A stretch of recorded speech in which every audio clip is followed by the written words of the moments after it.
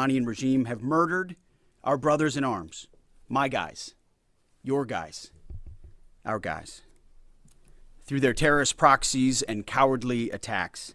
Now they race toward a nuclear bomb to hold the world hostage. The Iranians have targeted and killed thousands of my American brothers. That race to a nuclear bomb, President Trump will never allow it. Not now, not ever, not on our watch. The mullahs are desperate and scrambling. Like the terrorist cowards they are, they fire missiles from schools and hospitals, deliberately targeting innocents, because they know their military is being systematically degraded and annihilated. Iran's neighbors, and in some cases, former allies in the Gulf, they've abandoned them. And their proxies, Hezbollah, the Houthis, and Hamas, either broken, ineffective, or on the sidelines. Iran stands alone, and they are badly losing. On day 10 of Operation Epic Fury, we are winning with an overwhelming and unrelenting focus on our objectives, which are the same as the day I gave my first briefing here on Operation Epic Fury. They're straightforward, and we are executing them with ruthless precision. One, destroy their missile stockpiles, their missile launchers, and their defense industrial base. Missiles and their ability to make them. 2, destroy their navy. And 3, permanently deny Iran nuclear weapons forever. It's a laser-focused, maximum authority mission delivered with overwhelming and unrelenting precision. No hesitation, no half measures. As President Trump declared yesterday, we're crushing the enemy in an overwhelming display of technical skill and military force. We will not relent until the enemy is totally and decisively defeated. But we do so on our timeline and at our choosing. For example, today will be yet again our most intense day of strikes inside Iran. The most fighters, the most bombers, the most strikes. Intelligence more refined and better than ever. So that's on one hand. On the other hand, the last 24 hours have seen Iran fire the lowest number of missiles they've been capable of firing yet. Just the bifurcation, just the trend lines that we talked about on our first briefing. You see, this is not 2003. This is not endless nation building under those types of quagmires we saw under Bush or Obama. It's not even close. Our generation of soldier will not let that happen again, and nor will this president, who very clearly ran against those kinds of never-ending, nebulously scoped missions. Those days are dead.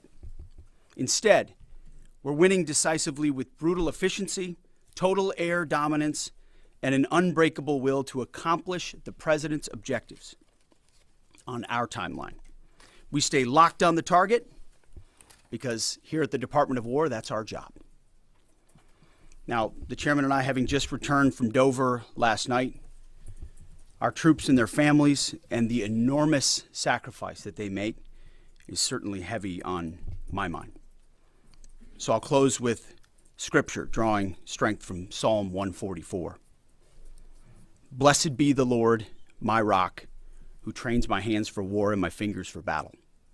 He is my loving God and my fortress, my stronghold and my deliverer, my shield, in whom I take refuge.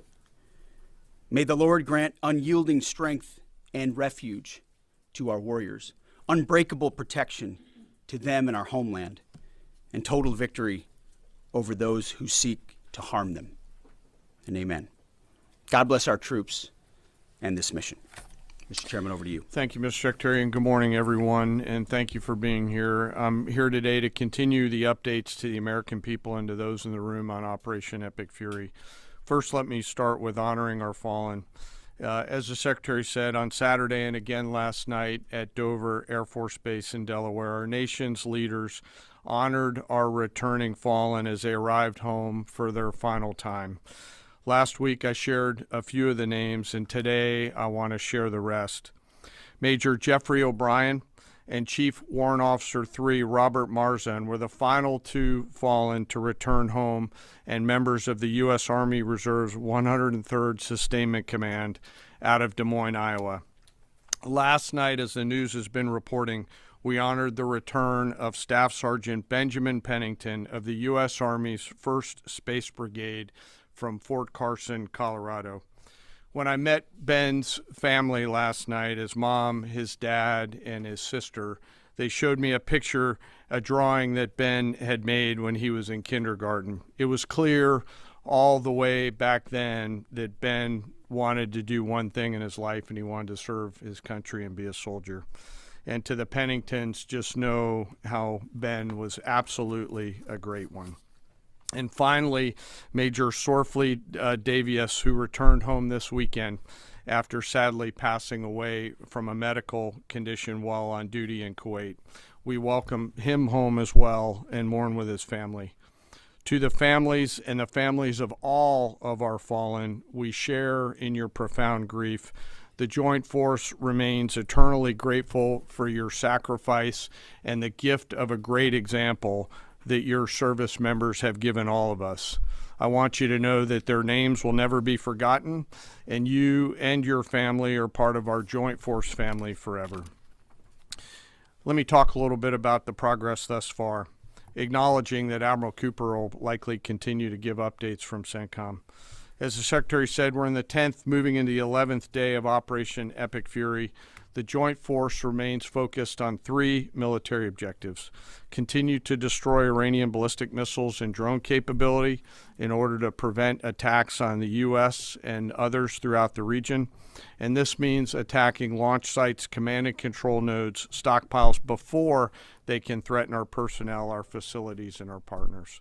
Second, we continue to strike the Iranian Navy and their capabilities in order to do things like sustain movement through the Straits of Hormuz. And third, we continue to start working on and going deeper into Iran's military and industrial base in order to prevent the regime from being able to attack Americans, our interests, and our partners for years to come and project power outside their borders. This means servicing production facilities, research and development sites, and infrastructure. Let me turn to the map. We're going to try digital today to prevent laser injury. Since our last update, CENTCOM continues to make progress across the southern flank.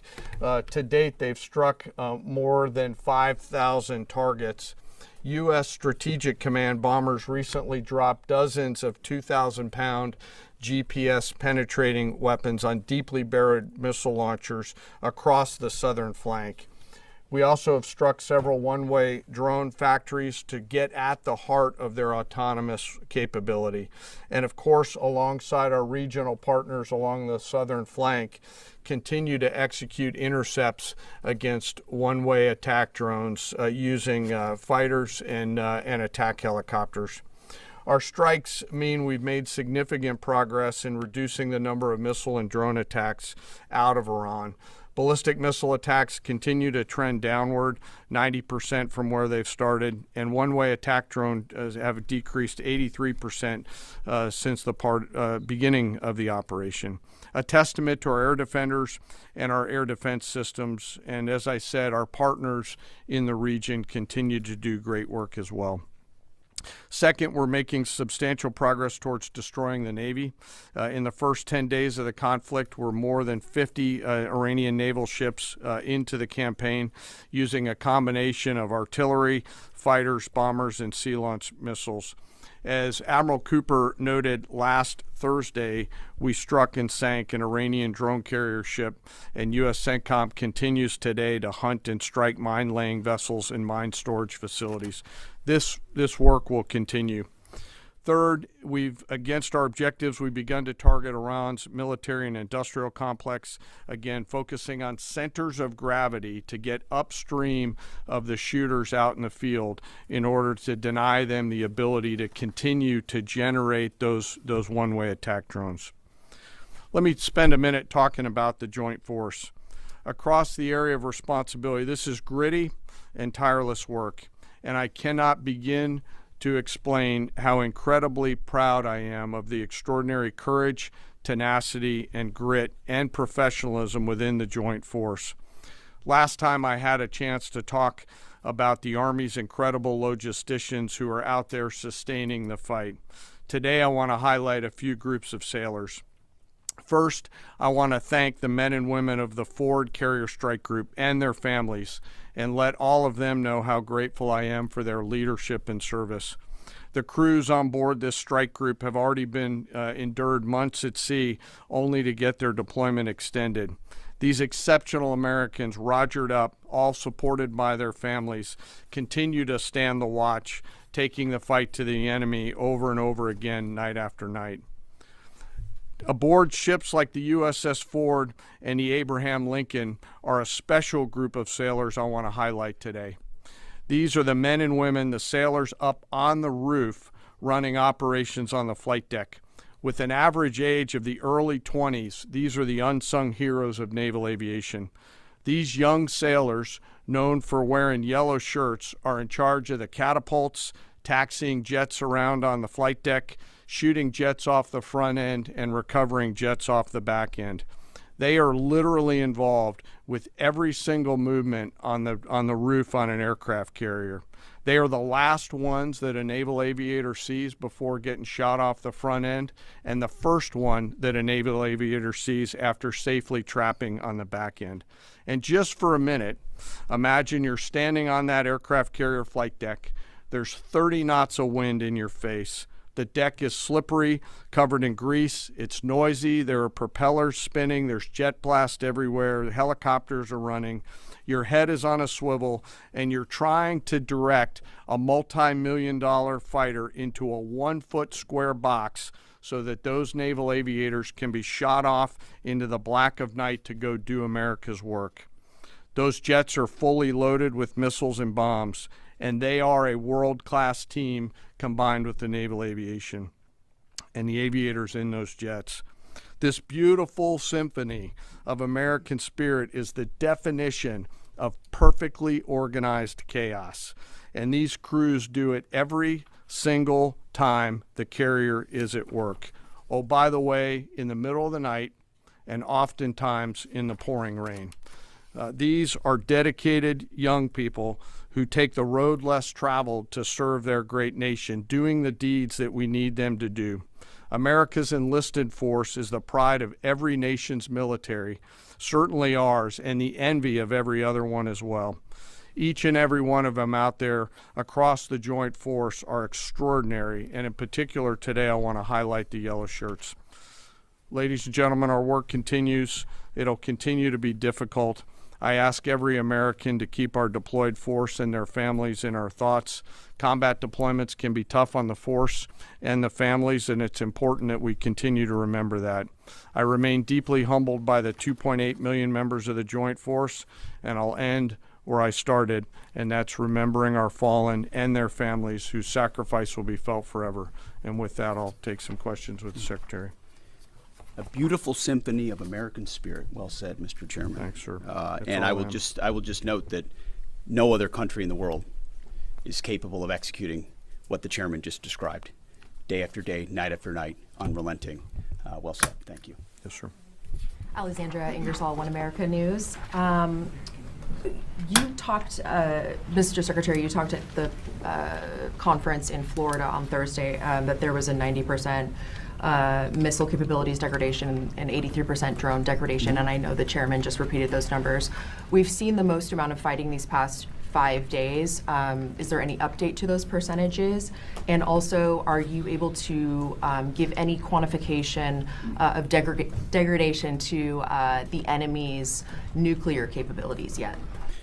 What those numbers represent is a persistent low ability to respond, which is what we're looking for, right? It's if the enemy can simply wait and then project power, that's problematic. And we've seen some spurts here or there, but ultimately the trend lines, if you look at the charts that we look at every day, have gone like this down to a flat. It doesn't mean they won't be able to project. It doesn't mean they, our air defenders still don't have to defend. They do, but that is strong evidence of degradation, along with the battle damage assessment that the Joint Staff does, which takes time. You've got to look at imagery and recognize whether something's been simply degraded or it's been destroyed, or whether an underground facility has been collapsed or completely obliterated. So there's differences in how you evaluate that, but the numbers staying that low is a demonstration of the efficacy for sure.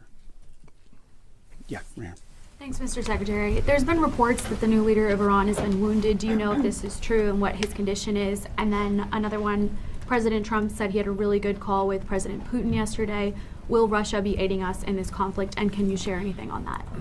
Well, the president, as I've said before, maintains strong relationships with world leaders, which creates opportunities and options for us in very dynamic ways. So the president said it was a good call. I was not on it, but those that were said it was a strong call, reaffirming hopefully the opportunity for some peace in Russia, Ukraine, and also a recognition that as it pertains to this conflict, they should not be involved. The first question was on the new leader of Iran. There's reports that he's been wounded. Oh, the new leader of Iran. He would be wise to heed the words of our president, which is to not pursue nuclear weapons and come out and state as such. As far as his status, that's not something I can comment on right now. Yeah, right here. Correct. Mr. Secretary, Eric Schmidt with the New York Times. A question for you first. Last week you talked about this being the beginnings of an air campaign that could last 3 to 8 weeks. Can you give us your assessment on where we are now? And Mr. Chairman, in any conflict, the enemy or the adversary adapts to the tactics it faces. Can you talk about the most challenging adaptation the Iranian military has made to the U.S. military? What challenges are you facing most right now? Thank you. I appreciate the question. Where we are is in a very strong place, giving the President of the United States maximum options. And from the beginning, from this podium, we haven't stated how long it will take. Our will is endless. Ultimately, the President gets to determine the end state of those objectives, right? But what he's said continually, and I want the American people to understand, is this is not endless. It's not protracted. We're not allowing mission creep. The President has set a very specific mission to accomplish. And our job is to unrelentingly deliver that. Now, he gets to control the throttle. He's the one deciding, he's the one elected on behalf of the American people when we're achieving those particular objectives. And so it's not for me to posit whether it's the beginning, the middle, or the end. That's his, and he'll continue to communicate that. What we serve him as is we give him updates on a daily basis of exactly where we are so he can make that determination on the throttle. Mr. Chairman. Thank you for the question on adaptation. As you're right, no plan survives first contact with the enemy or Murphy. They're adapting, as are we. Of course, we have very entrepreneurial warfighters out there. I'd rather not, for operational security reasons, tell them what's working. So I'm going to not answer that question based on that. But we are watching what they're doing, and we are adapting faster than they are. Are they more formidable than you anticipated, General? I think they're fighting, and I respect that, but I don't think they're more formidable than what we thought. Secretary, thank you. Jordan Conrad, the Gateway Pundit. Axios reported, citing U.S. and Israeli sources, that the U.S. was not happy with strikes on 30 fuel depots in Iran. While this is anonymous sourcing, it seems kind of congruent with what President Trump said yesterday, that there's certain spots they don't want to hit relating to energy infrastructure that would take a long time to rebuild. And whether this report is true or not, what's your message to Americans, those who supported the president and aren't really in favor of this war, and who worry that Israel might be taking advantage of the U.S.'s backing? And then for you, I want to ask, when you say that we're moving inland, what capabilities does Iran have to shoot down jets over their land, and kind of rescue operation that could risk a ground operation? Well, I would just state by saying Israel's a really strong partner in this effort. Where they have different objectives, they've pursued them. Ultimately, we've stayed focused on ours. But what Iran has felt is the power of the world's two most powerful forces. In that particular case, those weren't our strikes or that objective, or that wasn't necessarily our objective. But the president has made it clear to those concerns that we're not getting pulled in any direction. We're leading. The president is leading. He's determining where we want to go, what the outcome will be, what the end state is, with a very keen eye. And I understand those concerns because I've heard from a lot of people who I went through 20 years of those wars myself, worried about getting dragged in, worried about mission creep, worried about nation building or democracy expansion. That's never the perspective the president has pursued on this. Just because previous presidents and previous secretaries have decided to just pour more resources and more people in toward some unguided end state doesn't mean that's the way the world needs to look today. In fact, the American people voted for a different approach. But what the president also stated from the beginning was Iran can't have a nuclear weapon. And it's one thing to say it. It's easy to say. Anybody can say that. I mean, Barack Obama said that. But to do something about it takes courage and resolve.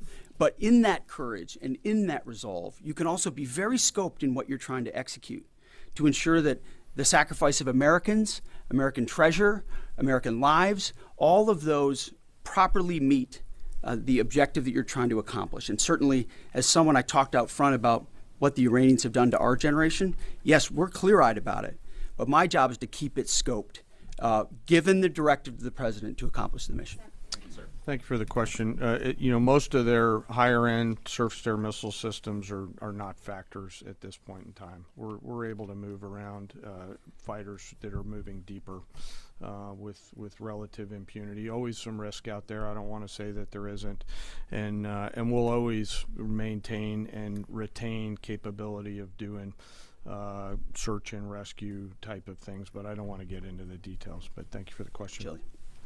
Thanks, Mr. Secretary. President Trump told our team on the ground early this morning that the thing that has surprised him the most during the course of this operation so far has been the Iranian regime attacking countries that are not attacking them. I'm curious if that surprised you as well. And General, curious if you were open to the possibility of escorting vessels through the Strait of Hormuz, and if you could describe some of the challenges of doing so. Big mistake by the Iranian regime to start targeting its neighbors right away, exposing who they are and what they're all about, indiscriminate targeting, flailing recklessly at the beginning. I can't say that we anticipated necessarily that's exactly how they would react, but we knew it was a possibility. And I think it was a demonstration of the desperation of that regime then and that regime now, that they still think their pathway out is to try to alienate their Arab partners even more, who've instead decided to come to us and have been willing to go on the offense, have been giving us access, spacing, and overflight in a new partnership that will continue to remake the region the way that President Trump did with the Abraham Accords. So you're pushing those countries in our direction to support this effort, further alienating Iran. And I think it's worth underscoring. I see in the media banners that say, war expanding or war spread. It's actually the opposite. It's actually quite contained, and more of those countries are coming on side, recognizing that you can't live under a conventional umbrella with nuclear ambitions with a radical regime like that. Again, properly scoping the objectives in the process. And then you want to talk about the Strait? Sure. On the potential, if tasked to escort, we'll look at the range of options to set the military conditions to be able to do that. And then, like we always do with every potential mission, come to the Secretary and the President with both what are the resources required, what is the command and control required, and what are the risks, and how do we mitigate those risks. So we're looking at a range of options there, and we'll figure out how to solve problems as they come to us. But I would reiterate also to add to what the chairman said, the truth the President posted last night about that, saying if Iran does anything to stop the flow of oil within the Strait of Hormuz, they will be hit by the United States of America 20 times harder than they have been hit thus far.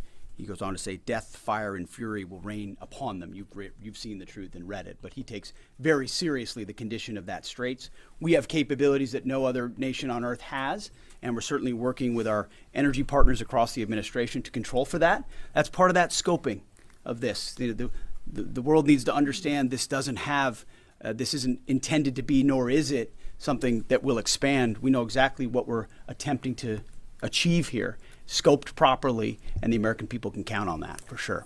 Thank you so much, Secretary Hegseth. President Trump has long said that he wants to minimize the loss of life in war, which wherever it occurs in whatever country, which so many people obviously appreciate. Can you detail the specific measures the Pentagon is taking to minimize civilian casualties and strikes inside Iran? And secondarily, is the Pentagon prioritizing replenishment of precision-guided munitions, long-ranged strike weapons, or air defense interceptors? And can you share any details on which systems are being prioritized? Yeah, seeing it from the inside every single day, including this, no nation takes more precautions to ensure there's never targeting of civilians than the United States of America. From the boat strikes in the Caribbean, where every single strike is assessed to this campaign here, no nation in the history of warfare has ever attempted in every way possible to avoid civilian casualties. And frankly, that's a point that just isn't appreciated enough. Where things happen that need to be investigated, we will investigate. To the question shouted in the back, that it's not open source is not the place to determine what did or did not happen. We take things very, very seriously and investigate them thoroughly, which takes time, and which is why it does take time. But ultimately, unlike Iran, who targets civilians indiscriminately, who we've seen in the intel moving rocket launchers into civilian neighborhoods, near schools, near hospitals, to try to prevent our ability to strike. That's how they operate. And then they set the targeting of drones and missiles toward civilian targets. Thank you for the gift, that girl. Airports. Thank you for the gift. CENTCOM's been very good about putting that information out. That's how terrorist regimes fight. They target civilians. We do not, and I can tell you this administration and this Pentagon focuses on that very, very closely. What's up, damn media? How you doing? Sir, this morning the Iranian government is saying a lot. They continue to say they're prepared for a long war. If that's the case, what could you tell the American people as far as the steps the Department of War is taking to make sure our troops have the protection and the resources they need as the mission continues? I think there's one thing I can sleep quietly at night knowing is that we're giving every resource humanly possible to our troops on the front lines to ensure they're protected. In fact, as I said in that first press briefing, even before we set the offense, we set the defense. We made sure we had the ability to defend, and then we moved as many Americans off the bases and into other places as possible. Someone asked, what is an American? The chairman, or the question was asked of the chairman about how the enemy adapts. Well, of course, we adapt too in real time. And to watch our warriors iterate on air defense and interdiction on drones and missiles and how we get after it's live. I'm just it's a little incredible behind, how they but it's refine live. the tactics, Happening bring in right now. new assets to find different ways of getting at emerging technologies. So that is one of the things we're laser focused on every day. Yes, we're going on offense more effectively than any country in human history, but we're also ensuring that in every way possible we're defending the best Americans we have who wear our uniform, no doubt. Let's do one more. Thanks, Secretary Hegseth. The president has indicated that maybe the operation will wrap up sooner than he thought it was going to. Yeah, somebody asked him, what is an American? American? Stops military action. Will the U.S. play a role in the aftermath, or will they leave Iran to sort it out? Ultimately, the aftermath is going to be America's being interests. funny. Our interests. That's what I think about We're not. that. We won't live under a nuclear blackmail scenario of conventional missiles that can target our people, which is why the objectives have been scoped from the beginning. Missiles, missile production, a defense industrial base, Navy, all in service of ensuring they don't have nuclear power projection capabilities. That's what matters to President Trump. That's what matters to the American people. And ultimately, that's why we're so laser focused on ensuring those objectives and those objectives alone are met. Thank you. Appreciate it. Thank you.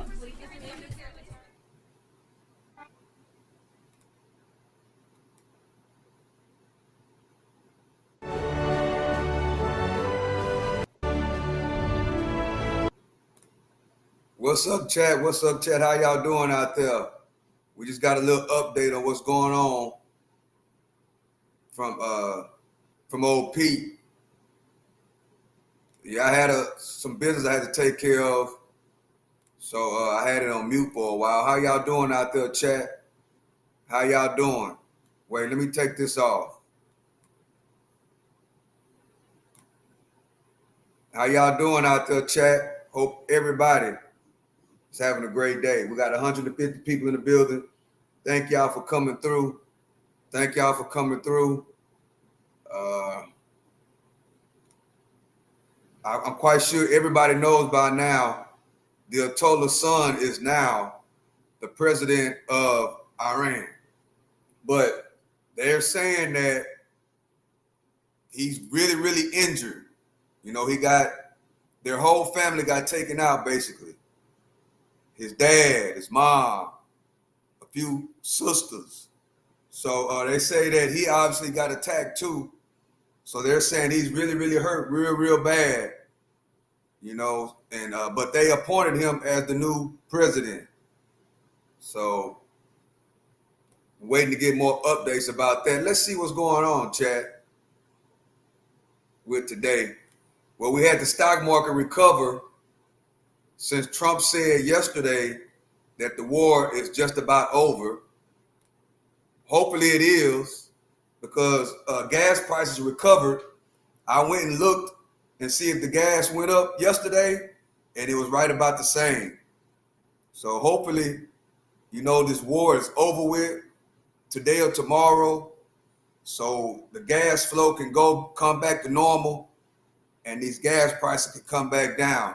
According to Trump, that the gas price is probably going to go lower than what they were before all this stuff started. So that's what we're hoping on right now, chat. So yeah, we've been live 30 minutes. Quick little live right here to jump in. Just a quick little live chat, just to get an update on Operation Epic Fury. And we hope that this war is over today. Molly Miller, hey, do I have a little good day? How about you? Yeah, I'm having a pretty good day. If you're talking to me, Molly. Okay, we do have, somebody did give a gift.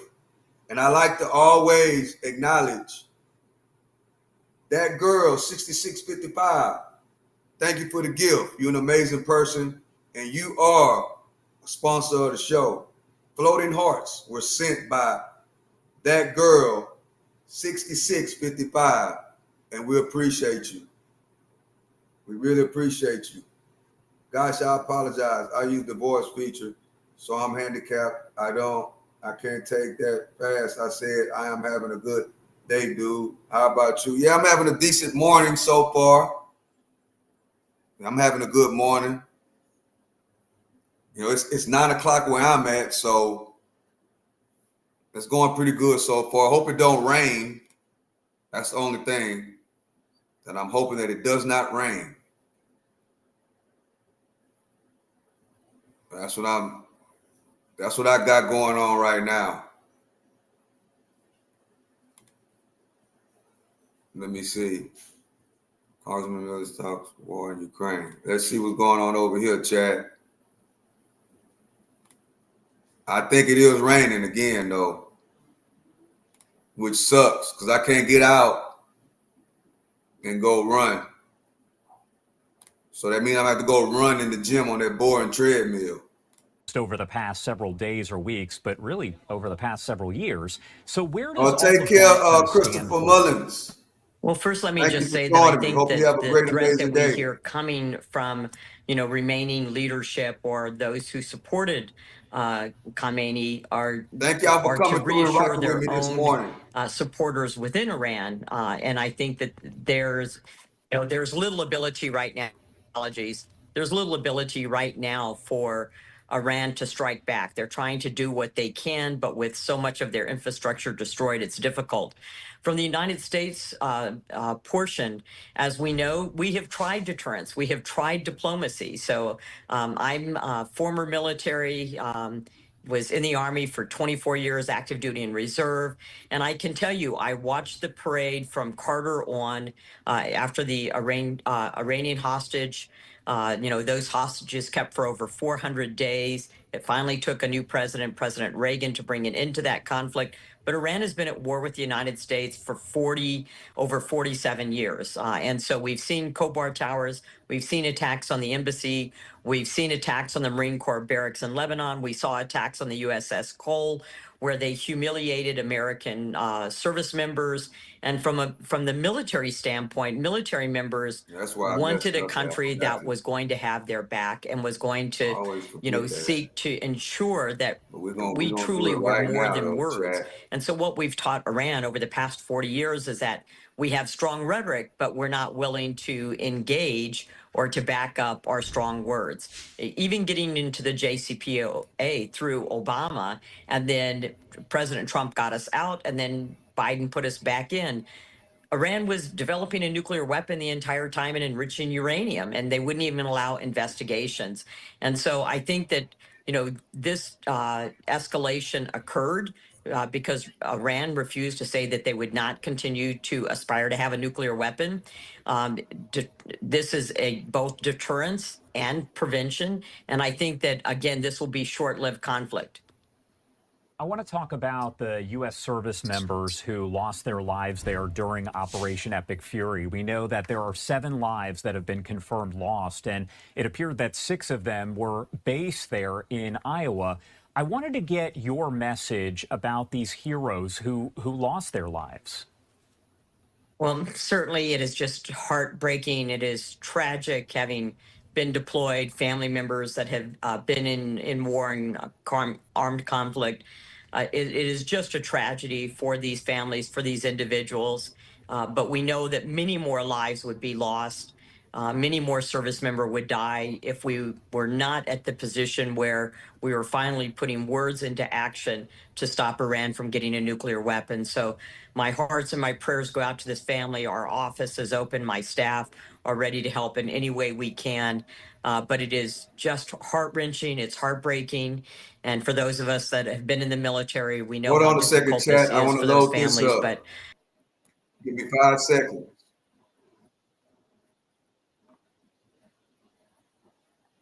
And now we back.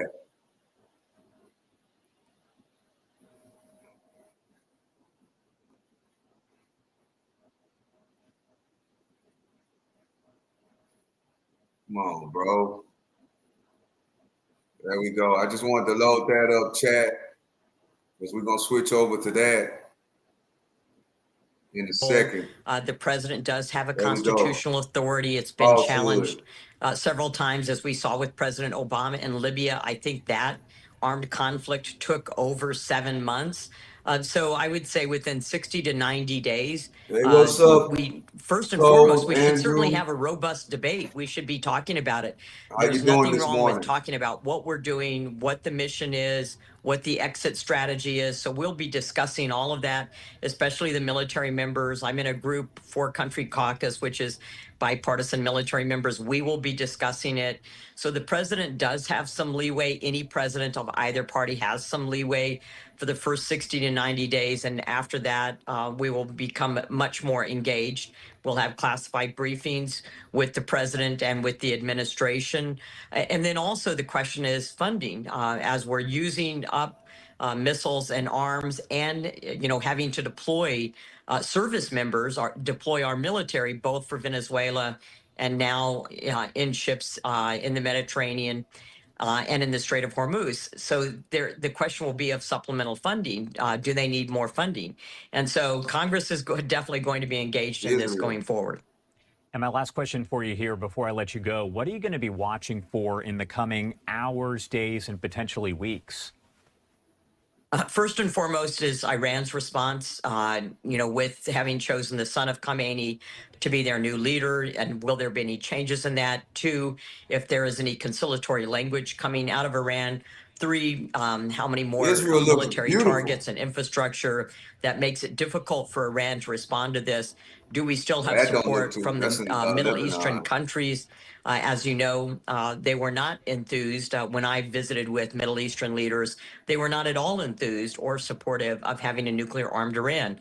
That too was something that they wanted to prevent as well. So having that support within the Middle East, and then going forward, we know that this is going to be very challenging for Iran to rebuild. But the people of Iran, I think, and then the diaspora of Iranian Americans in the United States are going to help that country to be a less oppressed, a government that's less tyrannical.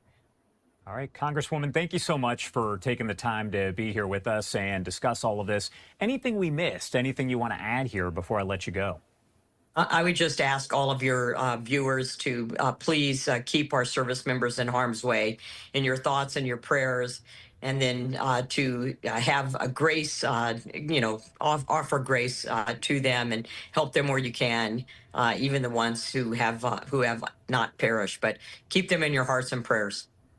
All right. Congresswoman Miller Meeks, thank you so much for being here with us. We appreciate it. Thank you. My pleasure. And I want to let you know we are just getting word here from the. Well, Chad, let's look at this other side over here. See what's going on the other side of the tracks.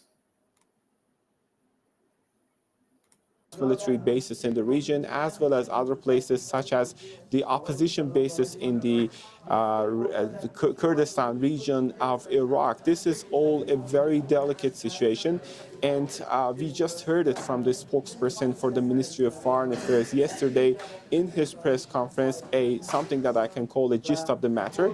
He said that as long as military aggression continues, talking about anything other than crushing response is not relevant. So right now we can say, based upon what we heard from the spokesperson and based upon what we hear from the other Iranian officials, we can say that right now negotiation or ceasefire is not the option on the table for the Iranian side as long as these strikes continue.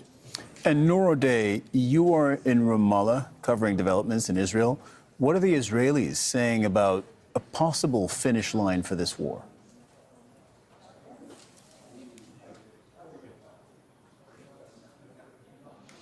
Well, Cyril, the Israeli narrative about this war is very different from the lines that we're getting from the Trump administration, in that Benjamin Netanyahu, the prime minister, has been very clear. The objective is to create the conditions to end the Islamic Republic, not just to assassinate the top leadership in Iran, not just to weaken the government, but Netanyahu believes that all of this military action will create enough conditions to completely end the rule of the government in power at the moment, and to have a friendly Iran in its place. Now, there is no public contradiction with Donald Trump, of course, but you can get an indication of what Israel is planning when you know that the messaging to the public is that this is going to take as long as it takes, because this war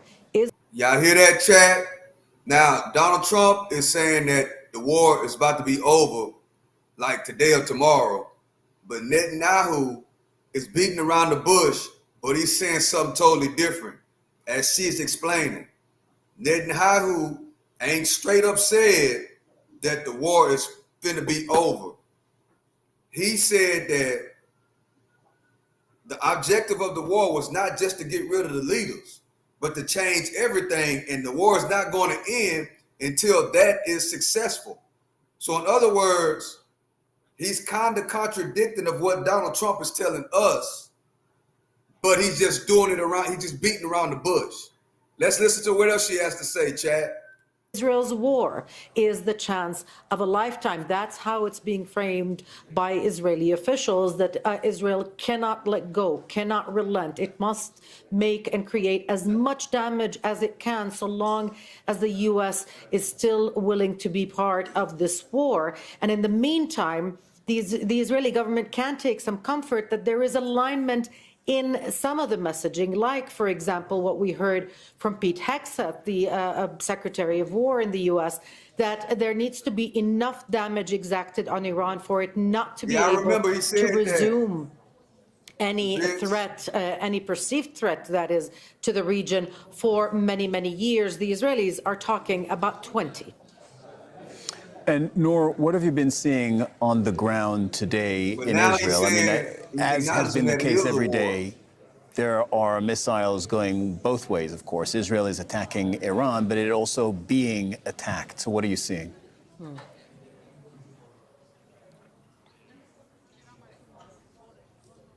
There were several volleys of Iranian missiles launched at Israel today, Cyril.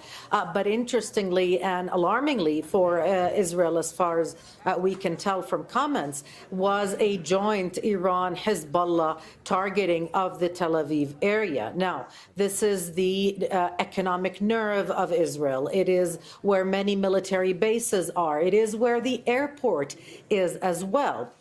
If you take all of those facts in a combination with the fact that the Israeli government is about to extend the state of emergency until the 26th of March, then you begin to understand why the Israeli public is becoming very frustrated. They support the war, but they seem to be fed up with the positive messaging of the Israeli government that Israel has degraded Iran's capability to launch missiles when those missiles keep coming and they keep hurting. Almost 10,000 claims for compensation already filed, half of them, Cyril, in Tel Aviv. So there's significant damage in Israel. Several people have been killed in the country. There's, of course, very heavy disruption, as you just explained.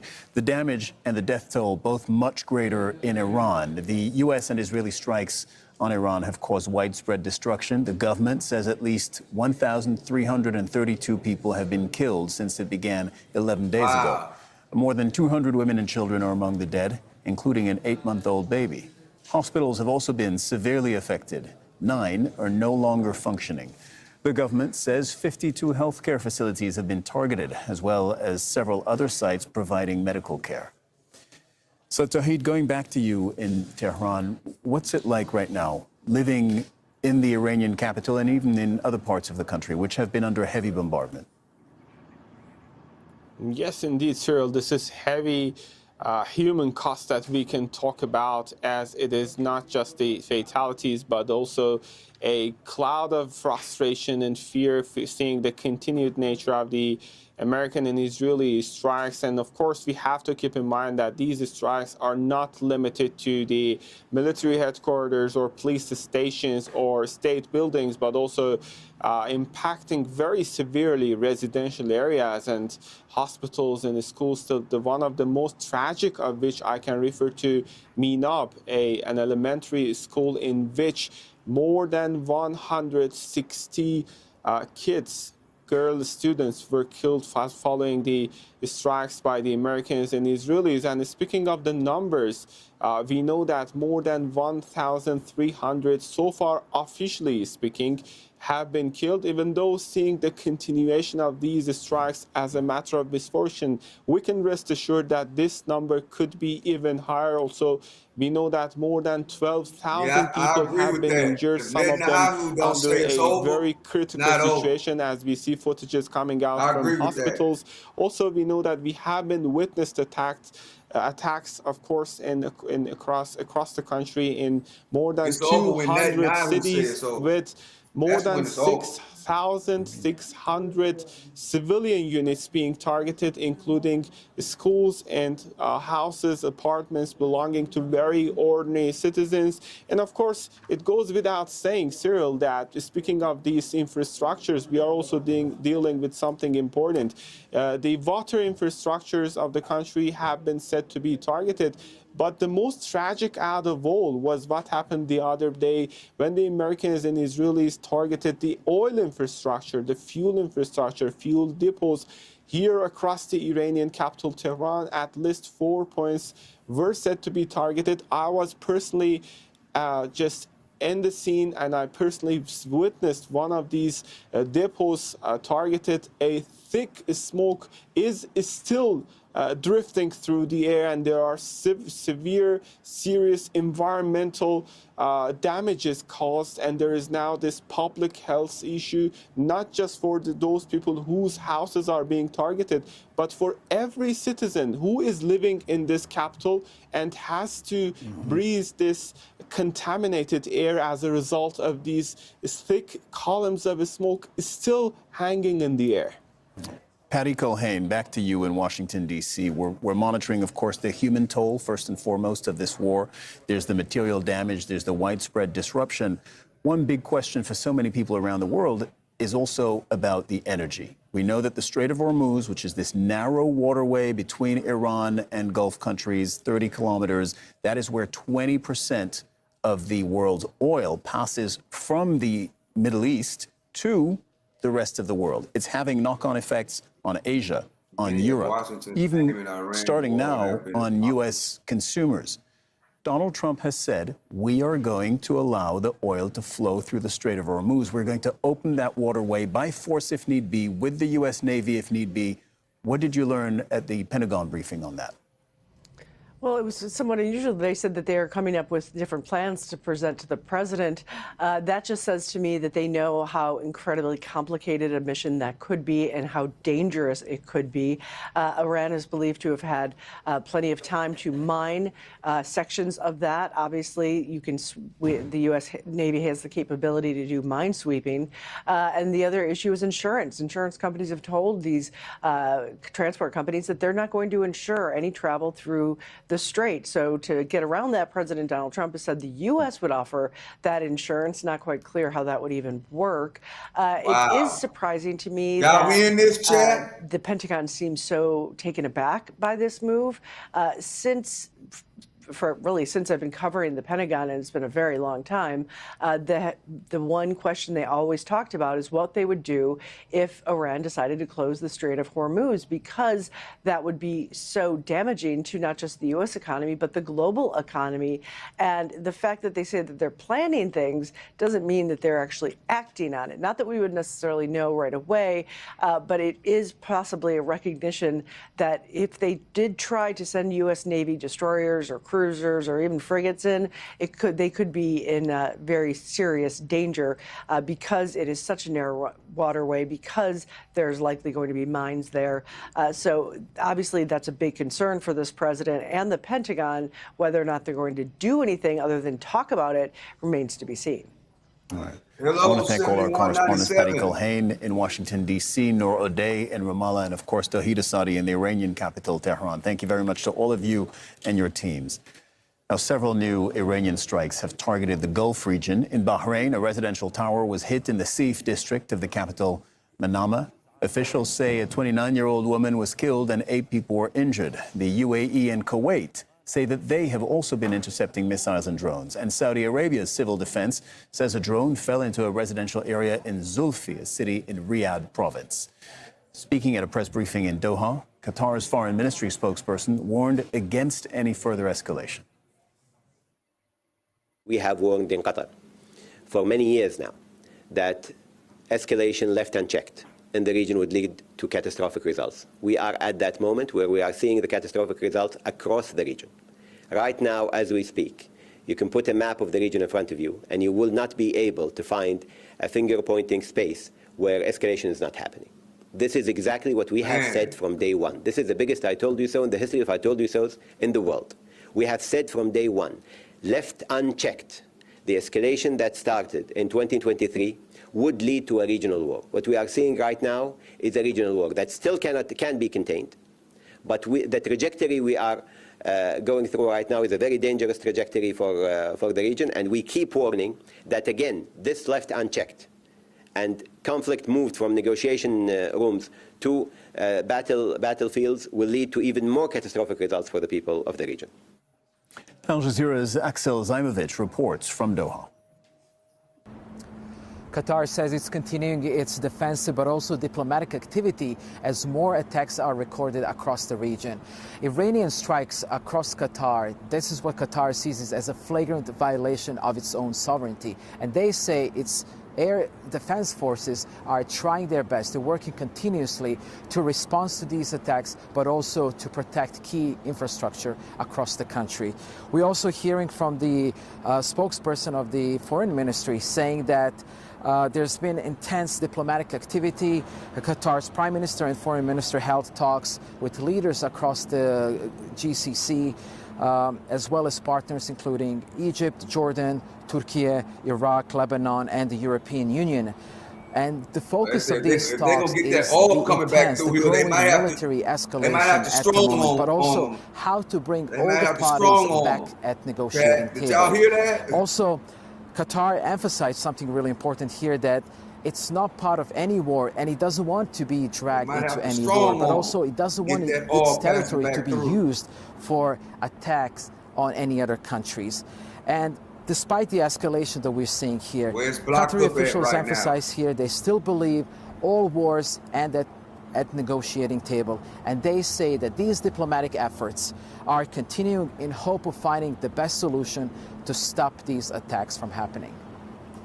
Abbas Eslani is a senior research fellow at the Center for Middle East Strategic Studies. And Abbas, you're joining us from the Iranian capital, Tehran. If Israel and the U.S. were to declare a victory and end their military campaign against Iran, do you think Iranian leadership would then accept that off-ramp and also end the war on its side? Cyril, this time the end of the conflict will not, I think, or cannot be expected to look like what happened in June 2025, because this will not ensure Iran's long-term interests or security. And Iran is looking at a framework where its security, political, and other interests are secured. So that's why Iran is looking at this in a perspective that it will stop further aggressions. And stopping the ceasefire, stopping the conflict today, and starting a new one in future will not be the thing that Iran wants. So this is going to be, needing a kind of equation whereby Iran sees that enough costs have been inflicted on the other side that will stop further aggressions in future. But Abbas, Iran's military is also taking very, very heavy damage to its navy, to its air force, to its drones, to its missiles. Isn't there, what could then incentivize, I listened to what you say, what could incentivize Iran to end the war? Yes, Iran have been suffering damages, which is significant. But the point is that to make sure that such kind of damage after reconstruction does not happen in future. For Iran, stopping the aggression, making sure that this will not happen again. For sure, guarantees cannot suffice, and Iran cannot rely on those guarantees coming from American and Israeli side, as they had negotiating at the table for several rounds, and twice Iran was attacked. So the best guarantee, which could be objective, is that Iran sees that the other party will, think twice before attacking the country again, because they will remember and recall what happened this time. So that's why Iran is insisting on, let's say, inflicting damages and the cost for the other side in a way that will be heavy enough to stop them, initiating a renewed aggression against the country. Okay, so I want to make sure that I understand what you're saying, because my question was about, what would be enough of a guarantee for Iran, enough of a guarantee for them to end the war. And you're saying basically the mistrust is so deep, and they've been attacked during negotiations, and they've been attacked twice now by Israel and the U.S. The mistrust is so deep that no guarantee, or at least no verbal guarantee, would convince Iran that it would be safe from further attack. And therefore, Iran sees it as being in its interest to keep fighting, to inflict its own damage on both Israel and the U.S., so that they would change the calculus of another war for them. Is that what you're saying? Yes, correctly. And Cyril, this is not just about, let's say, only limited to Iran's nuclear program or missile issue. Tehran sees this from the perspective of a emerging regional order, where the United States and Israel want to define and determine it in the manner they aspire to, but Iran wants to make sure that it will not be hurt in the coming regional order. But for sure, whatever the result is, the future region and the future order will not be the same as the past one. So that's why we're seeing both sides trying to impact this process whereby they can have a equation or balance whereby they can secure their own interests. And in this, condition, the walls of mistrust are very high, and that's why we cannot expect a meaningful negotiation between the two sides, specifically at the time that those previous ones were followed by military aggression. And that's why it makes an off-ramp very complicated and difficult. And that's why, this has been a multi-layered conflict, which is not limited to the ongoing exchange of fire, but it can have much bigger consequences for the future trajectory of even diplomatic negotiations. Abbas Aslani in Tehran, thank you very much. And U.S. markets have opened with stocks relatively unchanged from Monday and oil prices hovering around $90 per barrel. Markets worldwide have been unpredictable as investors keep a close eye on the conflict in the Middle East. Al Jazeera's Kristen Salumi joins us live from New York. What are markets telling you today? Well, the markets are holding steady. They are all slightly in the red, in negative territory. The Dow Jones Industrial Average down about 40 points. After a major recovery yesterday, the Dow gained 1,100 points yesterday after earlier losses. This all seems to be in response to reassurances from President Donald Trump that the United States was achieving its military objectives in Iran, that the conflict would end soon. Good news for consumers, but the question is, will this last? Today seems to be a lot of watching and waiting as far as the investors are concerned. We've got warning of more U.S. attacks happening in Iran. Iran's Speaker of Parliament saying that ceasefire wasn't an option that they were looking for. G7 leaders meeting about taking steps to possibly mitigate rising oil prices. So all of that is just weighing on investors' minds, I think, and we're just seeing the market react violently from day to day. I shouldn't say violently. They're major swings, but we haven't seen crashes. It's just a lot of volatility, and that just seems to be continuing with every new line or development. The market reacts.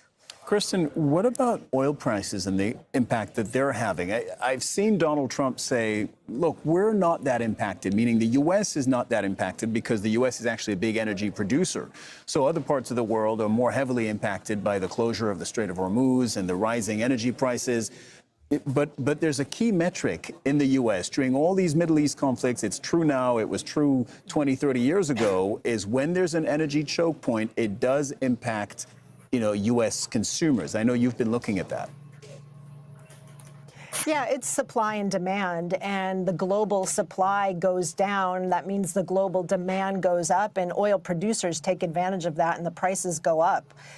So it's true, it doesn't have as dramatic an effect on the U.S. oil consumer, but it is starting to have an effect for sure. I was at petrol stations yesterday, and in just the last week, American consumers have seen the average price of a gallon of gas rise by 50 cents. That's about 13 cents a liter, and that adds up when you're filling up your tank. So people are starting to notice. Interesting that, these reassurances coming from the president as people are starting to get nervous, and they seem to calm things down a bit. But again, will it last? And the longer the conflict continues, we know the greater the impact will be on oil prices and on consumers in general. Kristen Salumi reporting from the floor of the New York Stock Exchange. Thank you very much, Kristen. And other global markets have also shown signs of rebounding. European stocks recovered as energy prices eased, with increases of more than 1.4% reported in Paris, in London, and in Frankfurt. The stocks in China and Hong Kong have also bounced back from their lowest levels since December and August. Jack Barton reports from Seoul. U.S. President Donald Trump's suggestion that the war could, in his words, be over soon was enough to send stock markets across Asia surging, with South Korea's Kospi rising more than 6% so quickly that buying was temporarily suspended. The upside of a stock market roller coaster that also saw selling suspended on Monday after the Kospi fell 8%. The turbulence underlines the region's dependence on Middle East oil and gas and petrochemicals, essential for everything from farm fertilizer to skin cream and plastic goods. South Korea imports almost all its energy needs, so is particularly vulnerable to price shocks, which translate to the consumer as inflation. The South Korean government has been working to stabilize the markets with a special fund created at the start of the conflict. But the markets are really just the bellwether for trouble in the broader economy. Analysts here say real stability will require a resumption of reliable imports from the Middle East, which will require real peace, not just statements of reassurance.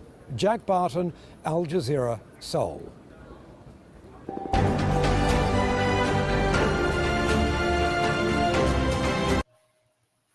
Yeah, whatever Donald Trump's saying do, it affects the whole world. The whole world affects everybody just by his words.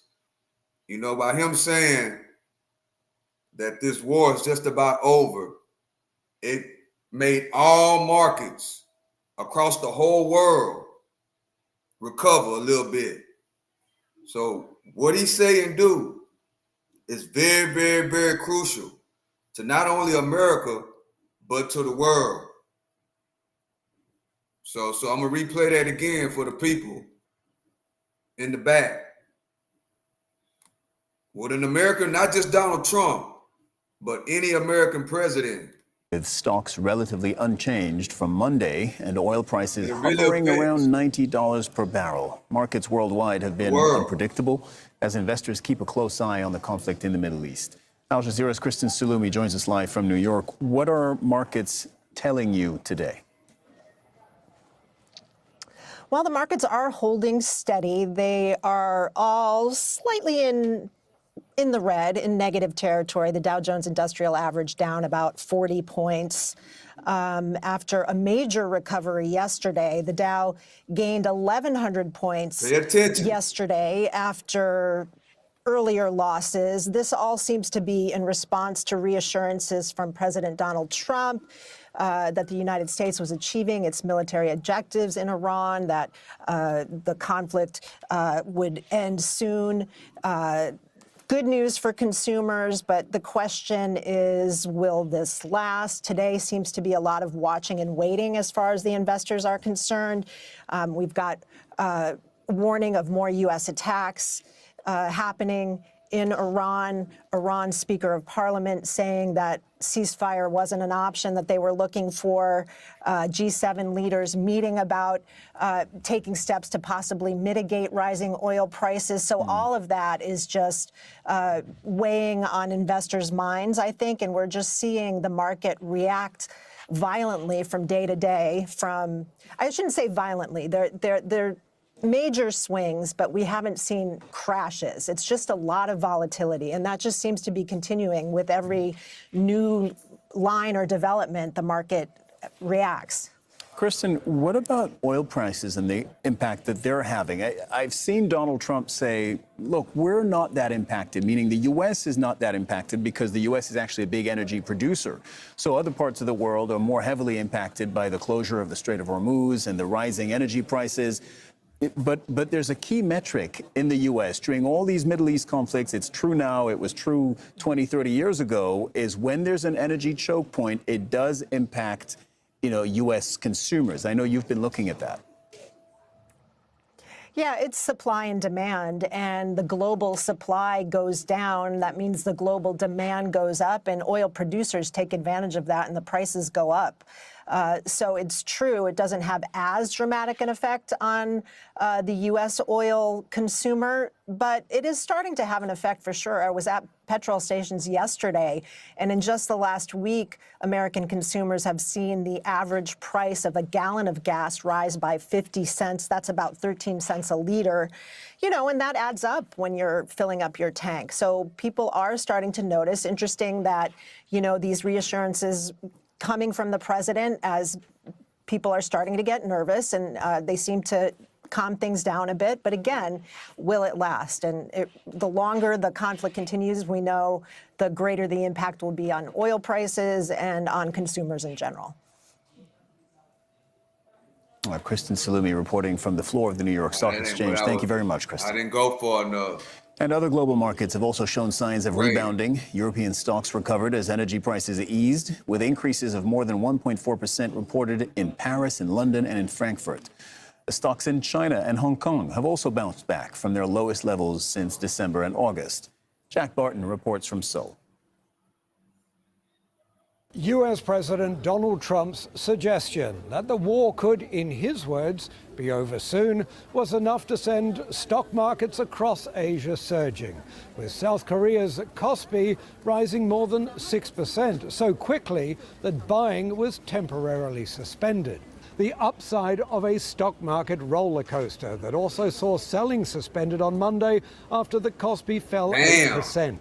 The turbulence underlines the region's dependence on Middle East oil and gas and petrochemicals, essential for everything from farm fertilizer to skin cream and plastic goods. South Korea imports almost all its energy needs, so is particularly vulnerable to price shocks, which translate to the consumer as inflation. The South Korean government has been working to stabilize the markets with a special fund created at the start of the conflict.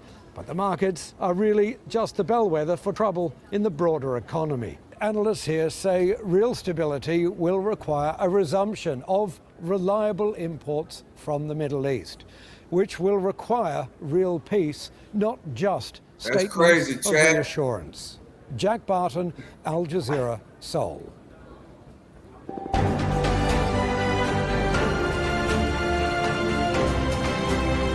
But is over there overseas, Chad, they stock markets halted because there was so much people buying and selling, because of Donald Trump saying that this war is over.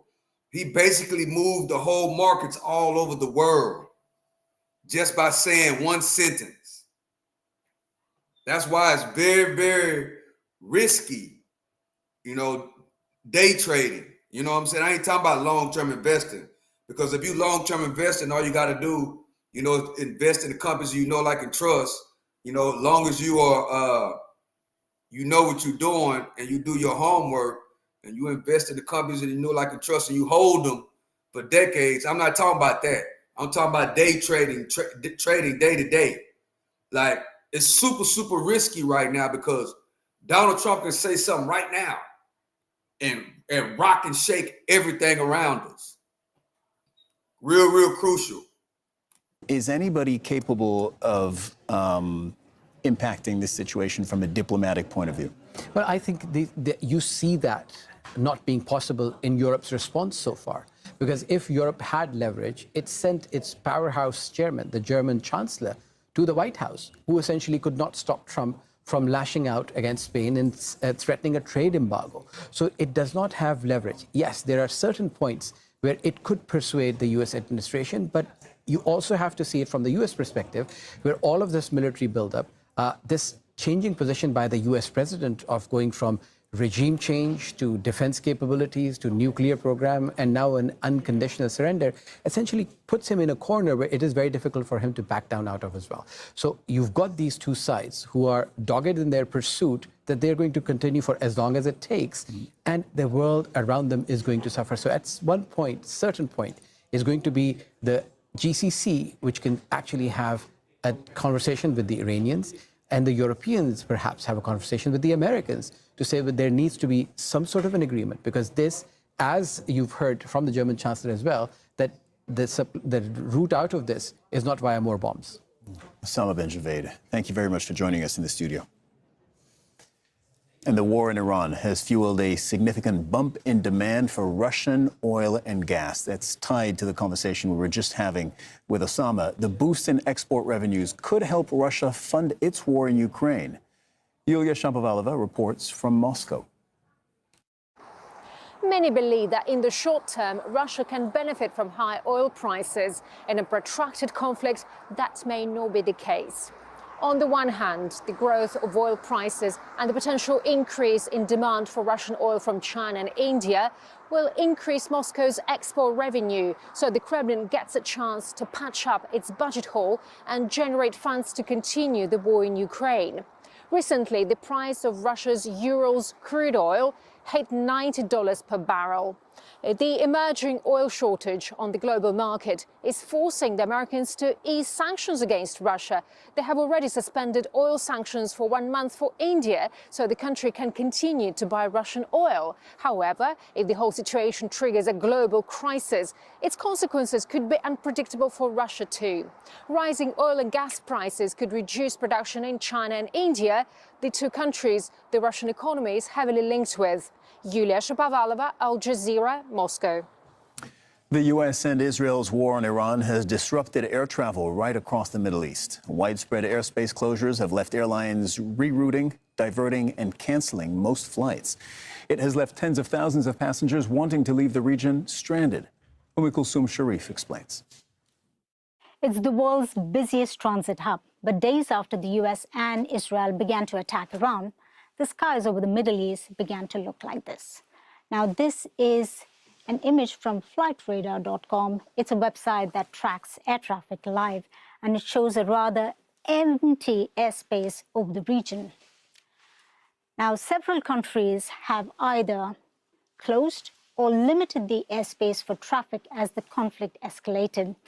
Now, the Middle East corridor is a major transit hub, especially across Europe and Asia.